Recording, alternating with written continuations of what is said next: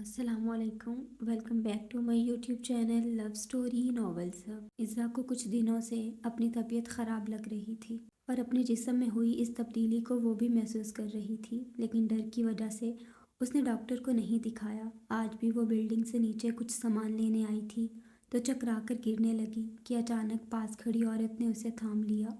बेटा, ख्याल से, मुझे आपकी तबीयत ठीक नहीं लग रही, बैठ जाओ। उन्होंने इज़ा को पकड़ के साइड पर बने बेंच पर बिठाया और जल्दी से शॉप वाले से पानी लेकर पिलाया। मम, मैं ठीक हूँ, बहुत शुक्रिया आंटी आपका। इज़ा ने मुस्कुराकर उनका शुक्रिया अदा किया और उठने लगी, लेकिन दोबारा चकरा कर गिर पड़ी। अरे, मैं इसी बिल्डिंग में रहती हूँ, आ जाओ, मैं आपको छोड़ देती हूँ। यकीनन आप भी मेरे सामने वाले फ्लैट में रहती हैं, उस खातून ने उसे थामते हुए कहा और सहारा देकर ऊपर ले आई। लेकिन इज़ा में इतनी हिम्मत भी नहीं थी कि वो उसे जवाब दे सके। आशिर को 2 हफ्ते हो गए थे वो घर नहीं आया था। सारा बेगम भी आई थी, उससे मिलकर घर वालों के दिए हुए तहाइफ देकर चली गईं। अलबत्ता नेहा ने तो उसकी जहमत भी नहीं की। उन लोगों ने एक बार भी उसे अपने साथ चलकर रहने को नहीं कहा। वो उन सब की आदी हो गई थी। वो अंधेरे से डरने वाली लड़की अब अकेले घर में रहने लगी थी। आशिर का अक्सर यही तरीका होता था। 2 दिन ठीक, तीसरे दिन वही सब दोबारा शुरू। अब तो वो भी आदी हो गई थी। लेकिन इन दिनों में एक अच्छी बात यह हुई थी कि वो अल्लाह के बहुत करीब हो गई थी। जो बातें, जो तकलीफ़ें अपने घर वालों को बताने की हिम्मत नहीं कर पाती थी, वो अल्लाह को बताने लगी थी। वो अल्लाह से आशिर के लिए हिदायत मांगती थी। उन्होंने इज़्ज़ा से चाबी लेकर दरवाज़ा खोला और उसे अंदर लाकर सोफ़े पर बिठाया। एकदम वो बहुत निढाल हो गई थी। नाम क्या है आपका? उन्होंने इज़्ज़ा से पूछा। इज़्ज़ा, उसने बहुत धीरे से जवाब दिया और आंखें मूंद लीं। इज़्ज़ा बेटा, आप बैठो, मेरी बहू डॉक्टर है, मैं उसे बुलाकर लाती हूँ। उनको उसकी हालत देख कुछ कुछ अंदाज़ा हो गया था। वो जल्दी से गईं। 5 मिनट बाद एक जवान सी खूबसूरत लड़की के साथ वापस आईं। उन दोनों ने उसे सहारा देकर बेड पर लिटाया और वो लड़की उसका चेकअप करने लगी। तब तक वो खतून बाहर जाकर उसके लिए जूस निकालने लगी। अम्मी, उस लड़की ने आवाज़ दी और साथ साथ इज़्ज़ा को ड्रिप लगा दी। हाँ हमना, क्या हुआ, ये ठीक तो है? उन्होंने फ़िक्रमंदी से पूछा, क्योंकि वो ख़ुद भी पाकिस्तानी थीं और इज़्ज़ा को देखकर उन्हें अंदाज़ा हो गया था कि वो भी पाकिस्तानी है। और दयारे गैर में तो अपने मुल्क का कोई अनजान भी मिल जाए तो सगे रिश्तों जितने प्यारे लगते हैं। शी इज़ एक्सपेक्टेड अम्मी, और ये हैं भी कितनी कमज़ोर, शायद अपना बिल्कुल ख्याल नहीं रखती। कैसा शौहर है इसका जो इस हालत में अपनी बीवी को छोड़कर बाहर घूम रहा है। हमना, जो उनकी बहू थी और डॉक्टर भी थी, उसकी हालत देखकर नागवारी से कहने लगी। इज़्ज़ा, जो कमज़ोरी के बायस आंखें बंद किए बैठी थी, अचानक उठ बैठी और फटी फटी आंखों से उन दोनों को देखने लगी और बेसाख्ता हाथ अपने पेट पर रखा। हमना उसकी आंखों से समझ गई थी कि वो अनजान है। मम, मैं सच में? उसने हैरानगी से पूछना चाहा। हाँ, तुम एक्सपेक्ट कर रही हो। शाम को अपने हस्बैंड के साथ मेरे क्लिनिक आ जाना। अल्ट्रासाउंड के बाद मैं तुम्हें मेडिसिन दूंगी, फिर उन्हें प्रॉपर लेना, बेहतर हो जाओगी। वो कहकर चली गई। फिर आंटी ने उसे जूस पिलाया और आराम करने का कहती वो भी चली गई। पीछे वो बैठती चली गई। आंसू आंखों से बहने लगे। उसे समझ नहीं आ रहा था कि उसे खुश होना चाहिए या मातम करना चाहिए, क्योंकि उसे अच्छे से याद था जब उसने आना की प्रेगनेंसी का आशिर को बताया था तो खुश होने के बजाय उसने अजीब सा मुंह बनाया था और ये भी कहा था कि मुझे बच्चे नहीं पसंद और तुम ऐसा कोई ख्वाब मत देखना, क्योंकि मैं अभी बच्चा नहीं चाहता। और आज जब उसे अपनी प्रेगनेंसी का पता चला तो वो उसका दिल खुश भी नहीं हो पा रहा था। वो वहीं रोते रोते सो गई। शाम में आंटी ने उसे उठाया और अपने साथ क्लिनिक ले गई। अल्ट्रासाउंड के बाद डॉक्टर ने उसे बताया कि वो 4 माह से प्रेग्नेंट है और उसका बेबी बहुत वीक है।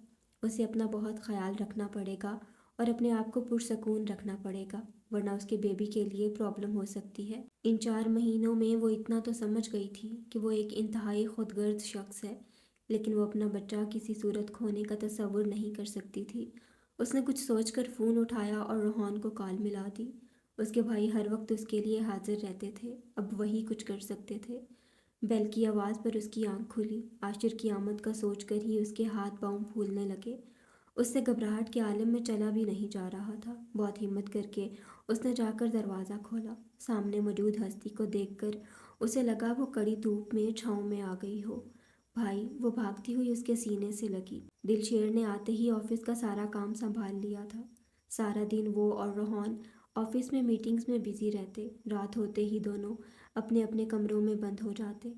روحان نے اس دن کے بعد سے حالے سے بات نہیں کی۔ اسے لگتا تھا وہ حالے سے نظریں ملانے کے قابل نہیں رہا، لیکن اس نے سوچ لیا تھا بہت جلد وہ حالے کی رخصتی کروا لے گا۔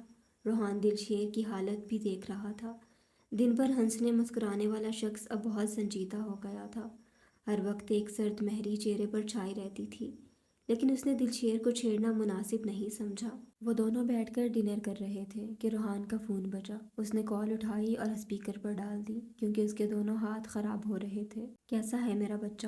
اس نے بہت محبت سے اسے پکارا۔ بھیا، اس کی بھرائی ہوئی آواز فون پر ابھری۔ دلشیر کا منہ کی طرف جاتا نوالا وہیں رک گیا۔ دل نے عجیب انداز میں دھڑکنا شروع کر دیا۔ سینے میں گھٹن کا احساس بڑھنے لگا، جیسے کانوں کو برسوں بعد قرار آیا ہو۔ کیا ہوا میرا بچہ؟ کیوں رو رہی ہو؟ کسی نے کچھ کہا ہے کیا؟ عاشر کہاں ہے؟ اس نے ڈانٹا ہے کیا؟ اس کی ہمت کیسے ہوئی میری گڑیا کو ڈانٹنے کی؟ مجھے بتاؤ جلدی کیا ہوا ہے؟ میں ابھی آتا ہوں، رونا بند کرو۔ روحان تو اس کے رونے پر ہی پریشان ہو گیا اور بےتابی سے پوچھنے لگا۔ کسی نے کچھ نہیں کہا۔ مجھے بہت یاد آ رہی ہے آپ سب کی۔ ماما بابا کے پاس جانا ہے۔ اس میں اتنا رونے والی کیا بات ہے؟ تم عاشر کو فون دو، میں اسے کہتا ہوں تمہیں گھر لے جائے۔ لیکن اذا، رونا بند کرو، مجھے تکلیف ہو رہی ہے۔ اس نے بےچارگی سے کہا۔ مجھے عاشر کے ساتھ نہیں، آپ کے ساتھ جانا ہے۔ آپ کچھ دنوں میں ٹائم نکال کر آئیں اور مجھے لے جائیں۔ اس نے جیسے حکم دیا۔ ہاں ٹھیک ہے، میں آ جاؤں گا، تم پریشان مت ہو۔ بس مجھے یہ بتاؤ سب ٹھیک ہے نا؟ عاشر تمہارے ساتھ ٹھیک ہے نا؟ اس نے کسی ڈر کے تحت پوچھا۔ دلشیر کا ہر حصہ اس کے جواب کا منتظر تھا۔ اس کے لیے اس لڑکی کی مسکراہٹ بہت خاص تھی۔ وہ خود کو جلانے کے باوجود اسے خوش دیکھنا چاہتا تھا۔ بھیا، عاشر میرا بہت خیال رکھتے ہیں، میں بہت خوش ہوں ان کے ساتھ، آپ فکر مت کریں۔ ان کا بزنس ابھی نیا ہے، اس لیے وہ مجھے پاکستان لے کر نہیں جا سکتے، لیکن مجھے بہت یاد آ رہی ہے، اس لیے میں جانا چاہتی ہوں۔ عزا نے اسے بے فکر کرنے کے لیے جھوٹ کا سہارا لیا۔ اس دشمن جاں کے منہ سے کسی اور کا نام اسے کسی چوبک کی طرح لگا۔ اس کا وہاں بیٹھنا محال ہو گیا۔ گھٹن کا احساس بڑھ گیا۔ وہ اٹھا اور اپنے کمرے میں جا کر دروازہ بند کر کے بیڈ کے ساتھ لگ کے نیچے بیٹھتا چلا گیا۔ روحان نے اس کے جانے پر مڑ کے دیکھا اور ایک نظر اس کے کھانے کی پلیٹ پر ڈالی۔ اس کا دل اسے بار بار ایک طرف اشارہ کرتا تھا، لیکن وہ اگنور کر دیتا تھا۔ اس نے عزت سے مزید ایک دو بات کر کے اسے پرسکون کیا اور فون بند کر دیا اور دلشیر کے کمرے کی طرف بڑھ گیا۔ دروازہ نوک کیا، کوئی آواز نہیں آئی۔ اس نے ہلکا سا پش کیا تو کھلتا چلا گیا۔ اندھیرے میں وہ گھٹنوں میں سر دیے بیٹھا تھا۔ کمرے سے روشنی اندر آئی تو اس نے نظر اٹھا کر سامنے دیکھا۔ روحان کو دروازے پر کھڑا دیکھ وہ جلدی سے اٹھا۔ اسے احساس ہوا کہ اسے ایسے نہیں آنا چاہیے تھا۔ وہ اپنی وجہ سے عزت کی ذات پر ایک سوال تک برداشت نہیں کر سکتا تھا۔ روحان اس کو دیکھ بہت کچھ نہ چاہتے ہوئے بھی سمجھ گیا، لیکن کہنے کو الفاظ نہیں تھے۔ وہ اس سے سوال کر کے اپنا اور اس کا بھرم نہیں توڑنا چاہتا تھا۔ وہ اپنی بہن کی خوشیوں پر کوئی رسک نہیں لے سکتا تھا، اس لیے خاموش رہا۔ دلشیر واش روم کی طرف بڑھ گیا۔ تھوڑی دیر بعد جب وہ باہر آیا تب بھی وہ اس کے بیڈ پر لیٹا تھا۔ جان چھوڑ دو اب میرے بیڈ کی یار، اپنے کمرے میں جا کر کیوں نہیں مرتے تم؟ اس نے روحان کا دھیان بٹانے کے لیے پہلے کی طرح ہاتھ جوڑ کر چبا چبا کر کہا۔ روحان کا کہکا پورے کمرے میں گونجا۔ دفع ہو جاؤ ورنہ دانت توڑ دوں گا تمہارے۔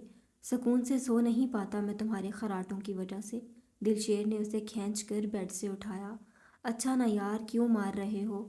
مجھے کل کینیڈا جانا ہے عزا کو لینے، پھر تمہارے کمرے کی جان چھوڑ دوں گا، اب تو سونے دو۔ وہ زبردستی اس کے بیڈ پر لیٹ گیا۔ دلشیر کو بھی ناچار اس کے ساتھ لیٹنا پڑا۔ جب اتنے دن برداشت کیا تو مزید ایک دن سہی۔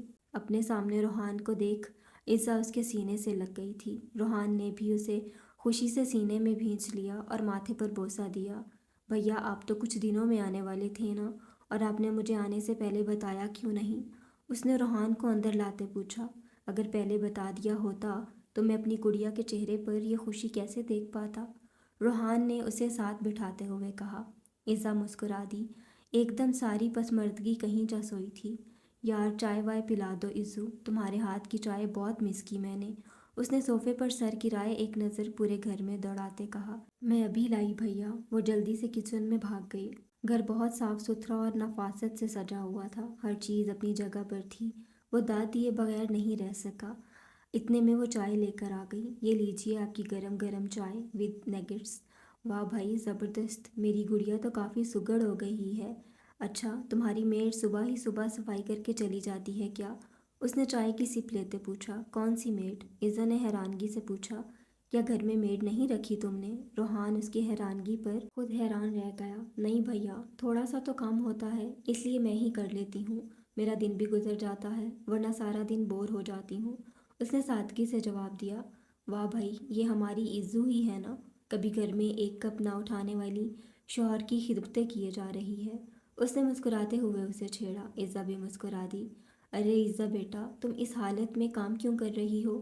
منع کیا تھا نا تمہیں، ابھی صرف آرام کرنا ہے۔ اور یہ کون ہے؟ تمہارا شوہر ابھی تک نہیں آیا گھر؟ ایسا بھی کیا کام جو 2 ہفتے گھر کی شکل ہی نہ دیکھے؟ ابھی وہ برتن اٹھا کر کچن میں جا رہی تھی کہ آنٹی اسے کام کرتے دیکھ ناراضگی سے شروع ہو گئیں۔ روحان نے پریشانی سے پہلے ان کو پھر عزا کو دیکھا، جو اس کے سامنے ایسی بات پر شرمندہ ہو گئی تھی۔ کیا ہوا عزو، طبیعت ٹھیک ہے تمہاری؟ تم نے بتایا کیوں نہیں تم بیمار ہو؟ اور عاشر کہاں گیا ہے؟ کب سے نہیں آیا گھر؟ اور تم اکیلے کیسے رہ رہی ہو یہاں؟ وہ ایک ہی سانس میں اسے تھامے پریشانی سے سارے سوال ایک ساتھ کر گیا۔ وہ بھیا عاشر بزنس کی وجہ سے باہر گئے ہیں، وہ 1-2 دن میں آنے والے ہیں۔ اس نے نظریں چراتے سب باتوں کو اگنور کر کے صرف ایک ہی بات کا جواب دیا۔ ارے بیٹا، آپ شاید عزا کے بھائی ہو؟ عزا کو شرماتے دیکھ آخر آنٹی کو ہی بولنا پڑا۔ جی میں عزا کا بھائی ہوں، اور آپ بتائیں مجھے عزا کو کیا ہوا ہے؟ یہ شروع سے ہی ایسی ہے، اپنی تکلیف بیماری کسی کو نہیں بتاتی، ابھی بھی یہی کرنے کی کوشش کر رہی ہے۔ اس نے عزا کو گھورتے آنٹی سے پوچھا۔ بیٹا، آپ ماموں بننے والے ہیں ماشاءاللہ سے، 4تھا مہینہ ہے، لیکن یہ اپنا بالکل خیال نہیں رکھتی۔ کل تو بہت طبیعت خراب ہو گئی تھی، میری بہو چیک کر کے ڈرپ لگا کر گئی تو اب تھوڑی بہتر ہوئی ہے۔ اچانک روحان کے چہرے کے تاثرات بدلے، پریشانی کی جگہ حیرانگی نے لے لی۔ عزا شرم سے زمین میں گڑنے والی ہو گئی۔ اچانک حیرانگی خوشی میں بدلی، اس نے عزا کو اپنے سینے میں بھینچ لیا۔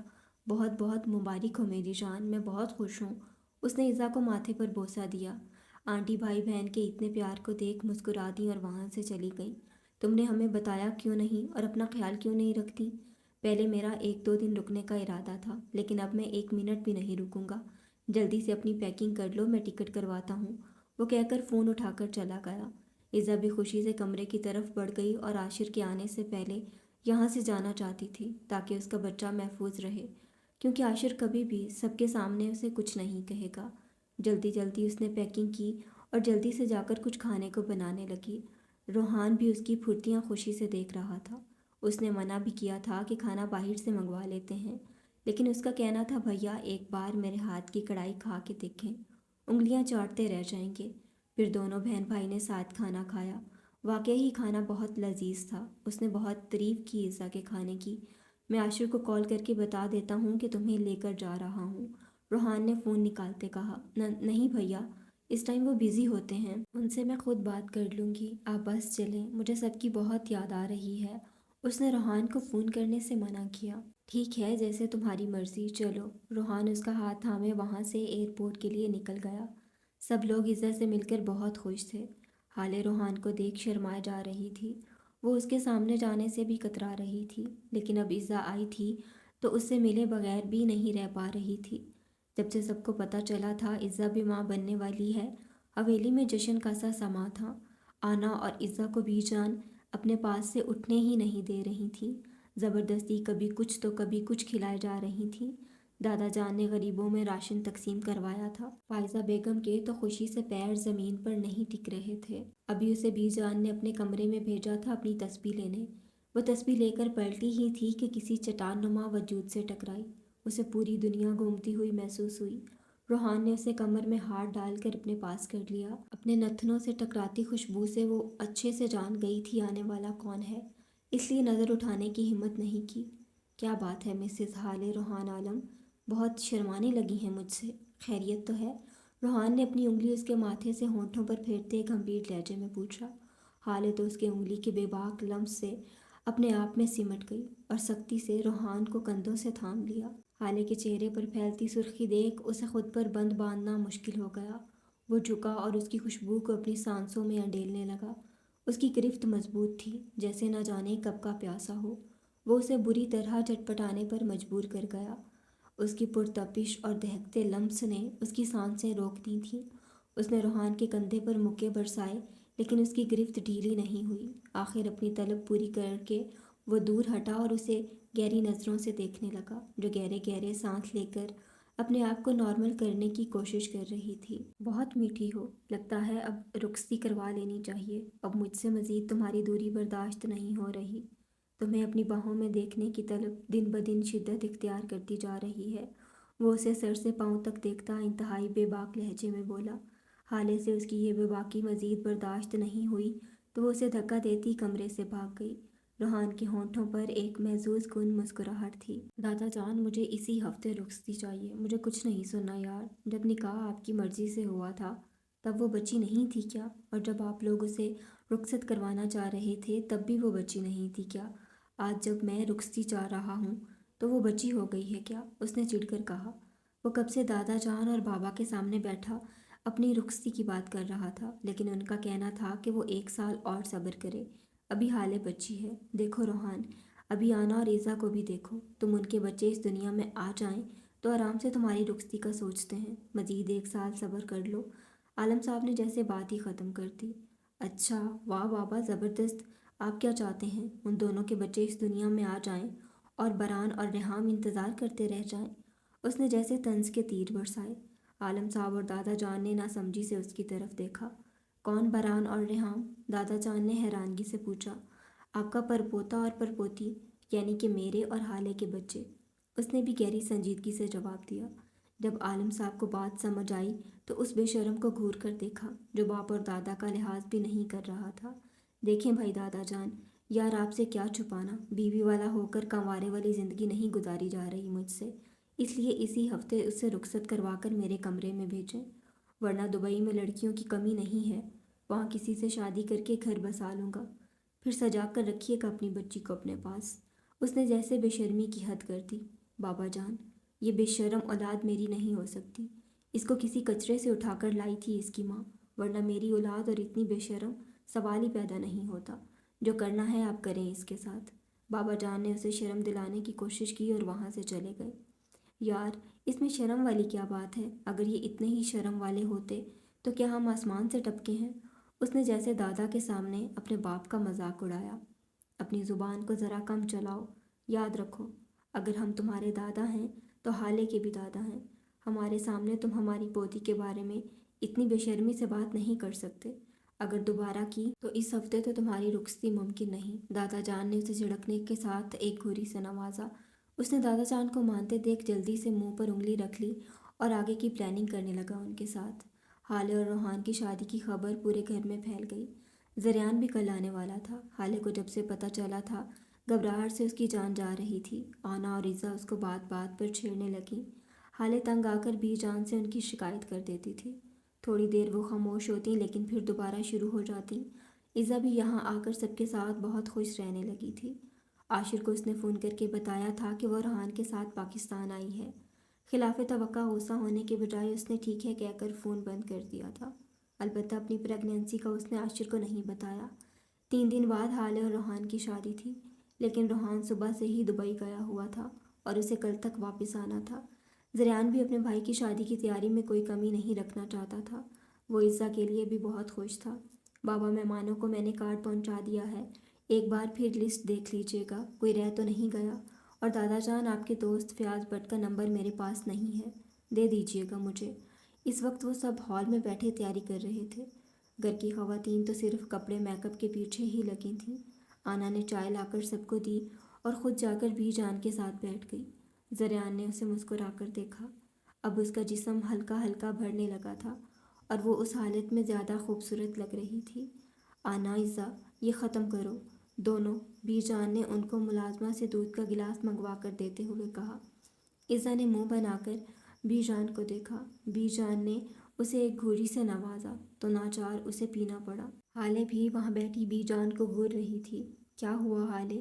فائزہ بیگم نے حالے کو دیکھ کر پوچھا۔ ماما، بی جان اب مجھ سے پیار نہیں کرتی، بس آپو اور بھابھی سے کرتی ہیں، اس نے رونے والی شکل بناتے کہا۔ بی جان نے حیرت سے اس آفت کی پرکالا کو دیکھا۔ انہوں نے بھلا کب فرق کیا تھا اپنی پوتیوں میں؟ ادھر آؤ ذرا، میں نے کب تم سے پیار نہیں کیا؟ بی جان نے حیرانگی سے پوچھا۔ آپ جب دیکھو بھابھی اور آپا کو کبھی یہ کھاؤ کبھی یہ پیو، کچھ نہ کچھ کھلاتی رہتی ہیں، مجھے تو نہیں کھلاتی، اس نے ناراضگی سے منہ پھلا کر کہا۔ آنا اور ایزا نے مسکراہٹ دبائی۔ ارے فائزہ، اپنی بیٹی کی باتیں سن رہی ہو؟ آج اس کو بوڑھی بی جان سے شکایتیں ہونے لگ گئیں۔ اب بھلا اسے کون بتائے ان کے کھانے پینے کا خیال رکھنا کتنا ضروری ہے، کیونکہ یہ ماں بننے والی ہیں دونوں، بی جان نے افسوس سے کہا۔ تو بھائی مجھے نہیں پتا، میں چاہتی ہوں سب سے زیادہ آپ میرا خیال رکھیں۔ میں آپ کی حالیں ہوں نا چھوٹی سی، تو مجھے بتائیں میں کیا کروں، مجھے بھی ماں بننا ہے۔ اس نے جس قدر معصومیت سے کہا تھا وہ سب ایک دم سٹپٹ آ گئے تھے، حالت چپ بالکل۔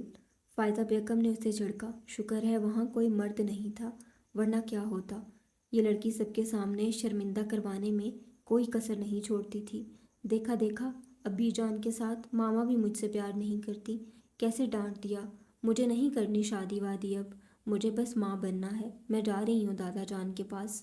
وہ موٹے موٹے آنسو لیے وہاں سے اٹھ کر جانے لگی۔ آنا نے جلدی سے اٹھ کر اس کا ہاتھ پکڑ لیا، مبادن وہ سچ میں ہی نہ چلی جائے۔ چندا، دادا جان سے ایسی باتیں نہیں کرتے، چلو کمرے میں میرے ساتھ، میں بتاتی ہوں تمہیں۔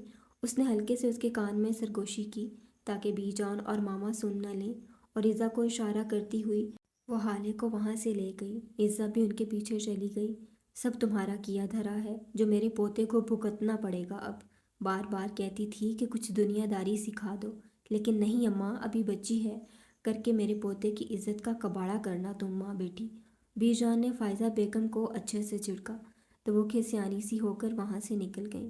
مجھے نہیں پتا، بھاڑ میں جائیں سارے کام، تمہیں میرے ساتھ چلنا ہے دلشیر۔ روحان کب سے دلشیر کو اپنے ساتھ شادی پر چلنے کے لیے فورس کر رہا تھا، لیکن وہ تھا کہ کبھی کوئی بہانہ کبھی کوئی بہانہ، نہ مان کے ہی نہیں دے رہا تھا۔ یار روحان، میں معافی چاہتا ہوں، لیکن میں تمہاری شادی میں شامل نہیں ہو سکتا، بہت کام پینڈنگ ہیں یار، تمہارے لیے میری شادی سے زیادہ ضروری کام ہے۔ روحان نے بھڑک کر اسے کہا۔ یار میں گاؤں نہیں جانا چاہتا، ایکسیڈنٹ کی وجہ سے میرا موڈ عجیب سا ہو گیا ہے، ایک ڈر سا لگنے لگا ہے۔ اس نے بات بنانے کی کوشش کی۔ اوکے، میں اپنی شادی کا ایونٹ کراچی میں رکھ لیتا ہوں، اور حکم؟ اس نے جیسے دلشیر کے اعتراض کو ختم کیا۔ یار روحان، مجھے نہیں جانا تو نہیں جانا، تم مجھے فورس مت کرو، وہ سنجیدگی سے کہہ کر وہاں سے چلا گیا۔ وہ وہاں نہیں جانا چاہتا تھا، کیونکہ وہاں عزا بھی ہوگی اور عاشر بھی، اور وہ انہیں ساتھ دیکھ کر اپنے زخموں کو ہرا نہیں کرنا چاہتا تھا۔ اس میں مزید ہمت نہیں تھی، وہ پہلے ہی بہت تکلیف میں تھا۔ روحان جانتا تھا اس کے منع کرنے کی وجہ، لیکن وہ اسے نارمل کرنا چاہتا تھا۔ وہ چاہتا تھا کہ وہ بھی آگے بڑھ جائے، عزا کو خوش دیکھ کر وہ بھی اسے بھول کر لائف میں آگے بڑھ جائے، کیونکہ اس کی جو حالت تھی اس کا اثر ان سب پر پڑ رہا تھا، کیونکہ اس کی تکلیف سے سب کو تکلیف ہوتی تھی، سب اس کو خوش دیکھنا چاہتے تھے۔ تبھی تو زریان نے اسے بھیجا تھا دلشیر کو لینے، لیکن اس کے ماننے کے دور دور تک آثار نظر نہیں آ رہے تھے۔ حالے چندا، کسی کے سامنے ایسی باتیں نہیں کرتے، اب آپ بڑی ہو گئی ہو تو آپ کو خیال رکھنا چاہیے۔ آنا نے اسے پیار سے سمجھانے کی کوشش کی، لیکن بھابھی، اس کو پتہ چلنے کے بعد بھی کہ آنا اس کی بہن ہے، اسے بھابھی ہی کہتی تھی۔ اس کا کہنا تھا کہ زریان اس کا بھائی ہے تو آنا اس کی بھابھی ہے، کیونکہ لائف میں ایک بھابھی تو ہونی چاہیے۔ مجھے ماما نے منع کیا تھا تو میں اب کسی کے سامنے ان کی اور اپنی بات نہیں کرتی۔ اس نے جلدی سے سمجھداری دکھائی کہ کہیں وہ اسے بیوقوف نہ سمجھ لے۔ عزا نے تعصب سے سر ہلایا اور بیڈ پر لیٹ گئی۔ آنا اور حالے بیڈ کے دوسری سائڈ پر بیٹھی تھیں۔ اچھا تمہیں سچ میں بیبی چاہیے؟ اب کہ آنا نے کچھ سوچ کر اس سے پوچھا۔ حالے نے زور و شور سے سر ہلا دیا۔ تو بیبی تمہیں صرف روحان بھائی دے سکتے ہیں، تم بس ان سے مانگنا، لیکن گھر میں کسی اور سے مانگنا بری بات ہوگی۔ اس نے بڑی بہن ہونے کے ناطے بہت آسان حل نکالا۔ اچھا، آپ کو بھی بیبی زریان بھائی دے رہے ہیں؟ حالے نے معصومیت سے پوچھا تو عزا کے چہرے پر مسکراہٹ بکھر گئی، جبکہ آنا کا چہرہ گلابی ہو گیا۔ ہاں، یہ ہمارے پیار کی نشانی ہے، اس نے شرماتے ہوئے بتایا۔ سب کے بچے پیار کی نشانی نہیں ہوتے، کچھ زبردستی کی نشانی بھی ہوتے ہیں، عزا نے کمبل ٹھیک کرتے ہوئے بے دھیانی میں بولا۔ آنا اور حالے نے اس کی طرف دیکھا تو اسے اپنی غلطی کا احساس ہوا۔ آنا اسے بہت حیرت سے دیکھ رہی تھی۔ اس نے جلدی سے نظریں چرائیں۔ ابھی کیا کہا تم نے عزا؟ کیسی زبردستی؟ آنا نے جلدی سے عزا کا ہاتھ پکڑتے پوچھا۔ کیا کہا بھابھی میں نے؟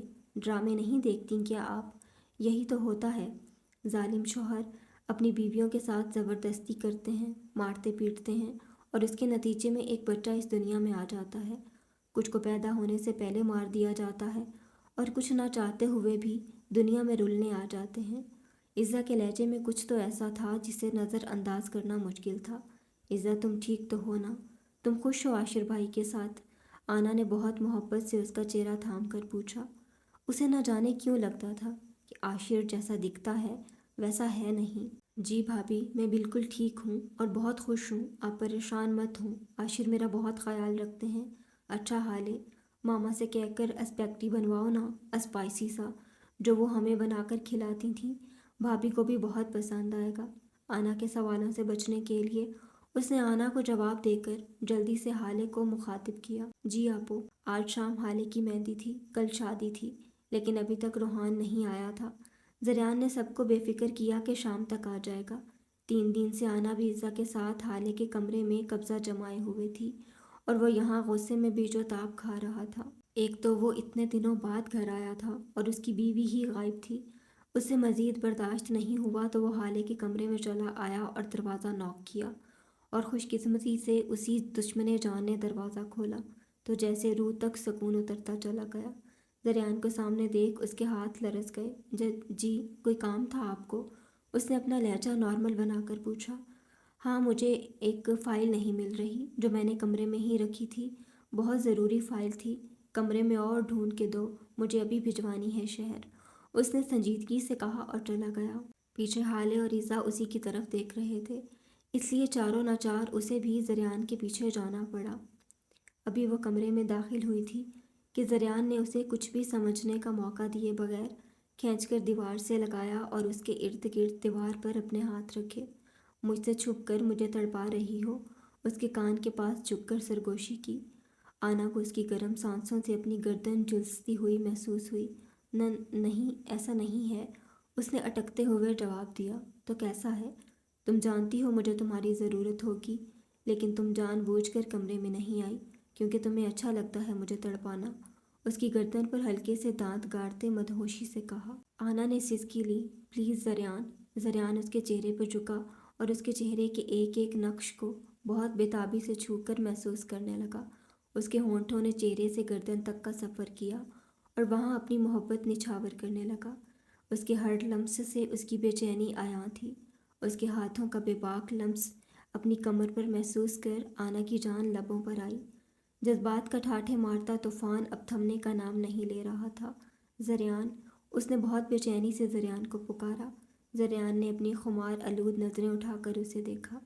ان آنکھوں میں دیکھنا دنیا کا مشکل ترین کام تھا، اس لیے آنا نے جلدی سے نظریں جھکا لیں۔ زریان جھکا اور آنا کی سانسوں کی خوشبو کو اپنی سانسوں میں اڈیلنے لگا۔ اس کی سانسوں کو محسوس کرتا اس کے ہاتھ کی انگلیاں آنا کے پیٹ پر گردش کرنے لگیں۔ آنا سے کھڑے ہونا مشکل ہو گیا تو اپنا سارا وزن اس پر ڈال دیا اور لمبے لمبے سانس لینے لگی۔ زریان نے اسے باہوں میں اٹھایا اور بیڈ پر جا کر لٹا دیا اور دروازہ اچھے سے بند کر کے لائٹ آف کرتا اس کے پاس آتا، اسے اپنے پاس کرتا اس کے ہوش اڑانے لگا۔ تشنگی تھی کہ بڑھتی جا رہی تھی، وہ مدہوش سا اسے خود میں سمیٹتا چلا گیا۔ مطلب تم نے سوچ لیا ہے، تم مجھے لیے بغیر نہیں جاؤ گے؟ یار، کل تمہاری شادی ہے، کچھ تو خیال کرو۔ دلشیر اس کے کمرے میں آتا اسے سمجھانے لگا۔ میں تمہیں فورس نہیں کر رہا، لیکن میں تمہیں لیے بغیر بھی نہیں جاؤں گا۔ روحان جیسے ضد کیے بیٹھا تھا۔ ٹھیک ہے، میں جانے کے لیے تیار ہوں۔ اس نے کس دل سے یہ کہا تھا وہی جانتا تھا، لیکن وہ اپنی وجہ سے روحان کی شادی خراب نہیں کر سکتا تھا، اور کل شادی تھی، آج اس کا پہنچنا ضروری تھا۔ لیکن جس طرح روحان سکون سے لاپرواہی سے بیٹھا تھا، یہ تو طے تھا وہ اس کو لیے بغیر نہیں جائے گا، اس لیے نہ چاہتے ہوئے اسے ماننا پڑا۔ فون کی آواز پر زریان کی آنکھ کھلی تو وہ کہیں نہیں تھی، بابا کی کال تھی۔ ان کو آنے کا بول کے وہ واش روم میں گھس گیا۔ تھوڑی دیر بعد فریش ہوا، وائٹ شلوار قمیض پہنے نیچے آیا اور تیاری دیکھنے لگا۔ مہندی شروع ہونے میں کچھ ہی گھنٹے رہتے تھے۔ مہندی کی رسم صرف لڑکیوں کی ہونی تھی، لیکن تیاری تو ساری مردوں نے ہی کرنی تھی، اس لیے وہ سب انتظامات دیکھنے لگا۔ گرین شرارے کے ساتھ یلو کرتی، بلو کلر کا دوپٹہ سر پر جمائے، خوبصورت زیورات پہنے وہ بہت حسین لگ رہی تھی۔ اوپر سے بیوٹیشین نے اپنے ماہر ہاتھوں کے جادو سے اس کے حسین نین نقش کو مزید نکھار دیا تھا۔ اس کا کمسن حسن وہاں ہر ایک کو مات دے رہا تھا۔ ماشاءاللہ، میری چھوٹی سی بھابھی صاحبہ بہت خوبصورت لگ رہی ہیں، اللہ تمہیں نظر بد سے بچائے، عزا نے اسے پیچھے سے گلے لگاتے ہوئے کہا تو حالہ اس کے بھابھی کہنے پر لال ہو گئی۔ عزا خود بھی فل یلو غرارہ اور شرٹ میں تیار تھی، بالوں کا جوڑا بنائے دوپٹے کو ایک کندھے پر ڈالا تھا، ہلکے سے میک اپ اور لائٹ جیولری میں وہ بہت حسین لگ رہی تھی۔ آنا کو بیوٹیشن تیار کر رہی تھی۔ تھوڑی دیر بعد بی جان کے بلاوے پر عزا اور آنا دوسری لڑکیوں کے ساتھ حالے کو تھام کر باہر لے گئیں اور سٹیج پر بٹھا دیا۔ پھر باری باری گھر کی سبھی عورتوں نے رسم کی، اس کے بعد رشتہ دار اور گاؤں کی عورتوں نے رسم کی۔ مرد سارے مردان خانے میں تھے۔ زریان جب سے اٹھا تھا اسے نہیں دیکھا تھا، اس لیے کام کے بہانے وہ حویلی کے لان کی طرف آیا جہاں مہندی کا انتظام تھا۔ اس نے سامنے دیکھا تو وہ گرین کامدار کرتی شلوار میں، ہاتھوں میں بھر بھر کے گرین چوڑیاں پہنے، نفاست سے کیے گئے میک اپ میں حالے کے ساتھ بیٹھی اس کے دل کے آر پار ہو رہی تھی۔ اس نے جی بھر کے اسے دیکھا، خود پر کسی کی نظریں محسوس کر کے اس نے نظر اٹھا کر دیکھا، زریان اسے ہی مسکرا کر دیکھ رہا تھا۔ آنا کا دل بے ساختہ دھڑکا، اس نے جلدی سے نظریں جھکا لیں۔ اس کے چہرے پر حیا کے رنگ دیکھ کر وہ اندر تک سرشار ہوا اور واپس مردان خانے کی طرف بڑھ گیا۔ آج پھر حویلی کو دلہن کی طرح سجایا گیا تھا، وہیں رونقیں تھیں۔ اس کے قدم بڑھنے سے انکاری تھے، وہ اس دشمن جاں کا سامنا کرنے کی ہمت نہیں رکھتا تھا۔ او بھائی، کہاں کھو گئے؟ روحان گاڑی سے بیگ لے کر آیا تو وہ وہیں کھڑا حویلی کو دیکھ رہا تھا۔ ہاں، تمہارا انتظار کر رہا ہوں۔ اچھا چلو اندر، پہلے فریش ہوتے ہیں، پھر مردان خانے چلیں گے، سب وہیں ہیں۔ روحان اسے لیے حویلی کے اندر اپنے کمرے کی طرف بڑھ گیا۔ دلشیر فریش ہونے واش روم چلا گیا اور روحان کو زریان کی کال آئی تو وہ کال اٹھاتا باہر نکل گیا۔ عزا بیٹا، جاؤ، روحان آیا ہوا ہے، تم ملازمہ سے کافی بنوا کر اس کے روم میں دے آؤ تاکہ سفر کی تھکاوٹ اتر جائے، فائزہ بیگم نے عزا سے کہا جو حالے کے ساتھ بیٹھی تھی۔ جی ماما، ابھی جاتی ہوں، وہ کہہ کر حویلی کے اندر بڑھ گئی۔ وہ کافی لے کر روحان کے کمرے میں داخل ہوئی تو ڈریسنگ کے سامنے خود پر پرفیوم چھڑکتے دلشیر کو دیکھ وہ گھبرا گئی اور جلدی سے واپس جانے لگی۔ آہٹ پر دلشیر نے دروازے کی طرف دیکھا تو جیسے نظروں نے نہ ہٹنے کی قسم کھا لی۔ پیلے جوڑے میں لگ بھی بہت حسین رہی تھی، دل بہت بری طرح دھڑکنے لگا۔